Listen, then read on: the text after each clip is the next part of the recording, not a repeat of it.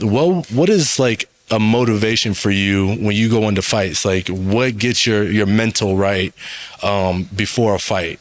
Like, is it like a playlist? Is it like, you know, me and you talked about family, right? Like, for me, family is everything. I see my family in the stands and I get that extra oomph to, you know, perform at a high level.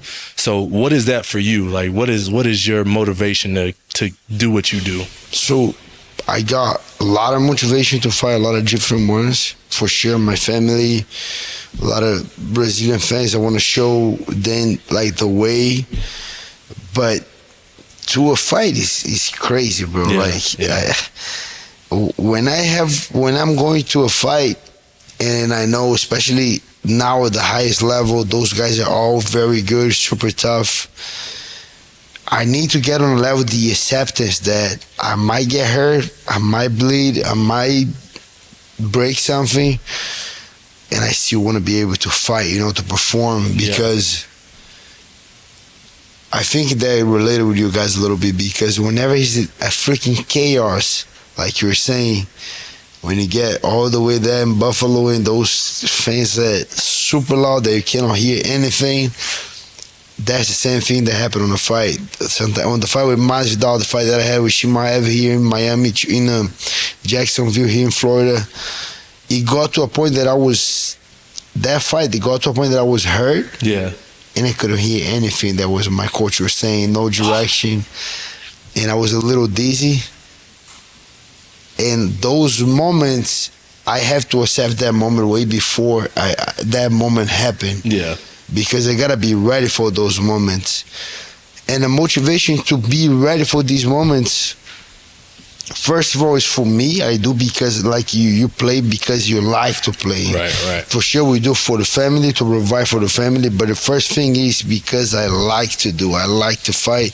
It's crazy to think about. I like to beat those guys up. That's what I get paid for, and I like to do. But I do because I like very much. I love what I do, and I wake up every day wants to get better and wants to do it more. I do to provide for my family, to get a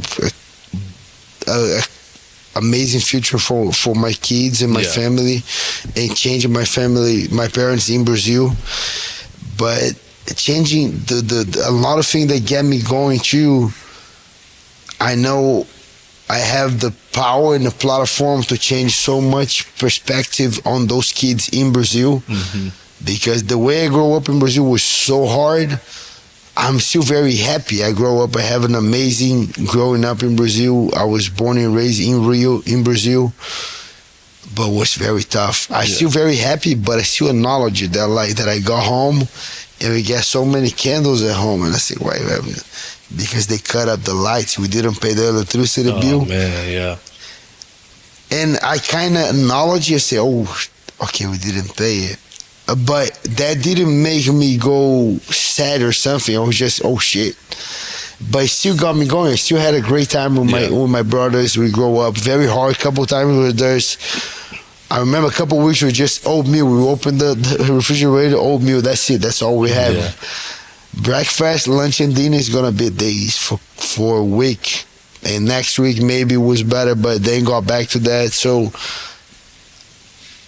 even with that, I was super happy, you know. I still like It's like when you growing up, like, and you don't have much, like, it's okay. Anything else around you, you just trying to make do. Like you just trying to have a good time and live life. That's and it. I could definitely relate to that. I think that's why we connect. Because I mean, when I was younger too, it was like I didn't know where my next meal was gonna be. Same, you know, like you said, you had oatmeal, man. Mine was literally just noodles and chicken, like boiled noodles and chicken in the oven. Like that was my go-to meal when there was nothing else out there. You know, and so that's why I could definitely relate with you on that aspect. You know, growing up, like you said, it was tough. I want to talk to you about that too. You know, what was like a motivational factor for you growing up? Like, what did you see?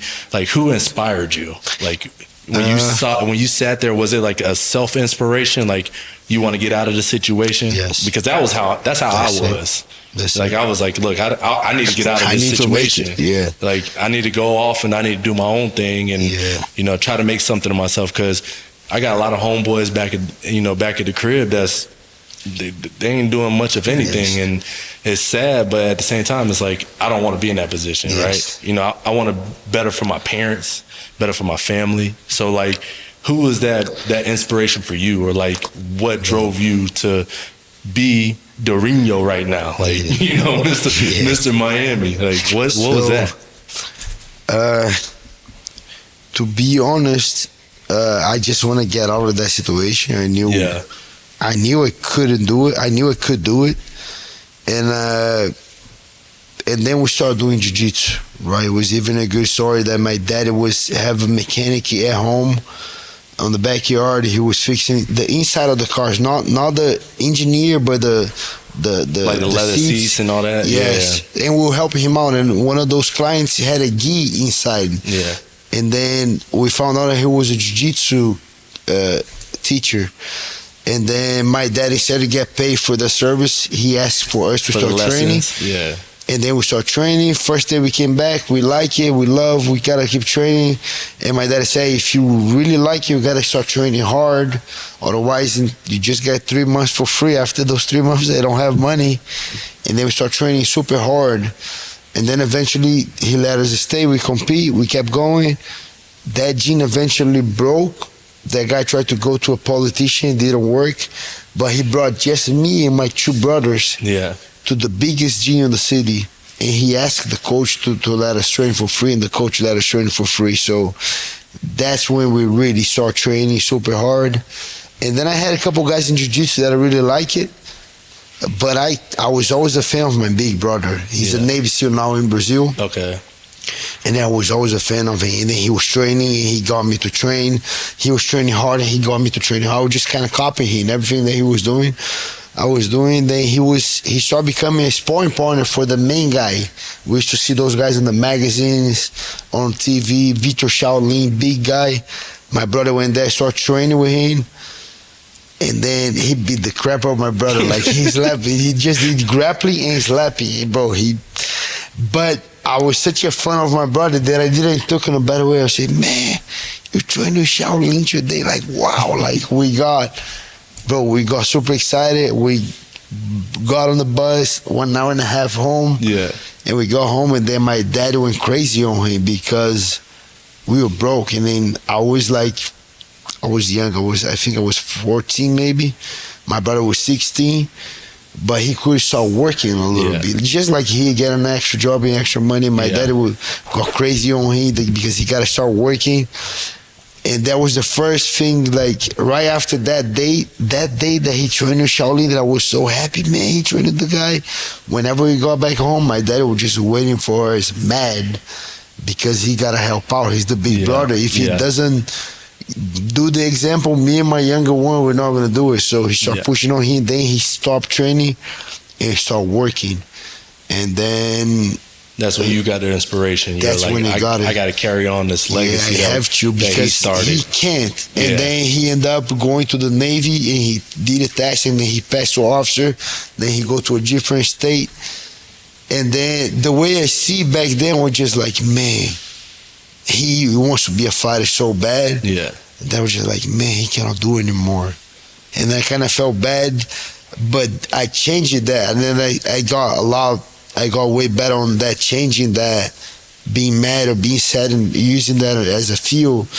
And I was just like, bro, he can't, but I can. I'm going to make it so far. I'm going to work so hard. And then that's when I started. Then I started winning all the tournaments in the city and getting better and getting better. And then that was my first thing that I said, I got to make a change, I know he can't, but he will not be able to, but I'm going to be able to, and I'm going to make it happen. And then that was the first drive that I had to start going after crazy and training and getting better and going to the tournament. That was the first one. Oh, that's awesome, man. Yeah, that's like, you don't know, like, the time and effort it takes as an individual to like reach that level, right? It's like my brother's putting on for me. Like I'm the oldest of two, I got 2 younger siblings. A lot of pressure, right? Yeah, so it's like I'm the one that's like, what is he doing, right? Like your older brother's like, you're watching your older brother. Like that's how my siblings were. Like, man, like I got to do what he's doing, because if that was it.